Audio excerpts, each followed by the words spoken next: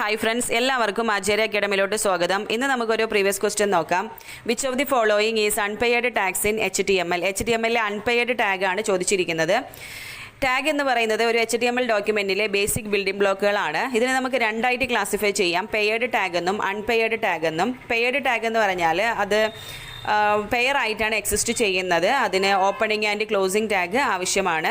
അവയ്ക്ക് എക്സാമ്പിളാണ് ഫോർമാറ്റിംഗ് ടാഗുകളായ bold, underline, italic, paragraph tag എന്നിവ. ഇതിൽ പാരഗ്രാഫ് ടാഗിന് ക്ലോസിംഗ് ടാഗ് ഓപ്ഷനിലാണ്. ദെൻ അൺപെയ്ഡ് ടാഗ് എന്ന് പറഞ്ഞാൽ സെൽഫ് ക്ലോസിംഗ് ആണ്, അതിന് ക്ലോസിംഗ് ടാഗിൻ്റെ ആവശ്യമില്ല. അപ്പോൾ അൺപെയ്ഡ് ടാഗിന് എക്സാമ്പിളാണ് ടാഗ് BRും ടാഗ് HRും. BR എന്ന് പറഞ്ഞാൽ ലൈൻ ബ്രേക്ക് ടാഗും HR എന്ന് പറഞ്ഞാൽ ഹൊറിസോണ്ടൽ ലൈൻ, അതായത് ഹൊറിസോണ്ടൽ ലൈൻ ഇട്ട് ഡോക്യുമെൻറ്റിനെ സ്പ്ലിറ്റ് ചെയ്യുന്നതിന് വേണ്ടിയിട്ടാണ് ഈ ഒരു ടാഗ് യൂസ് ചെയ്യുന്നത്.